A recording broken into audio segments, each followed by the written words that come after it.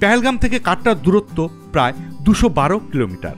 যেতে সময় লাগবে প্রায় ঘন্টা 7 মতো। অনন্তনাগ, বানিহাল, রামবান, উদমপুর হয়ে আমরা পৌঁছাবো কাটরায়। একাধিক টানেল, রাস্তায় যেতে যেতে ধরা দেবে প্রকৃতির অপার সৌন্দর্য। এছাড়াও এই রাস্তাতেই পড়বে ভারতের দীর্ঘতম tunnel doctor Shyamaprasad Mukherjee tunnel, যার দৈর্ঘ্য প্রায় 10 কিলোমিটার। ঠিকঠাক গাড়ি চললে, রাস্তায় খুব বেশি জ্যাম না থাকলে আপনারা বিকালের মধ্যেই পৌঁছে যাবেন কাটরায়, যাকে বলা হয় মাতা বৈষ্ণব দেবীর প্রবেশদ্বার। 3:20-তে আমরা কাটরাতে এসে পৌঁছে গেলাম।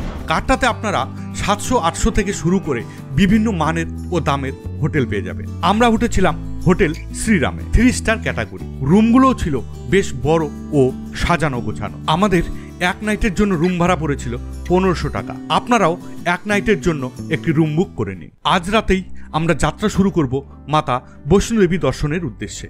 মাতা বৈষ্ণোদেবী দর্শনের জন্য প্রথম প্রয়োজন হলো পর্চি বা রেজিস্ট্রেশন করে নেওয়া। কাটরাতে 2 জায়গাতে পর্চি কাউন্টার রয়েছে। আমরা চলে গেলাম কাটরা বাস স্ট্যান্ড লাগোয়া পর্চি কাউন্টারে। রেজিস্ট্রেশনের জন্য লাগলো আধার কার্ড বা ভোটার কার্ড, যে কোনো একটা ডকুমেন্ট দিলেই হবে, কোনো টাকা পয়সা লাগছে না, এবং বাচ্চাদেরও রেজিস্ট্রেশন করতে হচ্ছে। পর্চির যাবতীয় কাজ সম্পূর্ণ করে কাটরা শহরটি একটু ঘুরে দেখে নিতে পারেন। স্ট্রিট ফুডও ট্রাই করতে পারেন।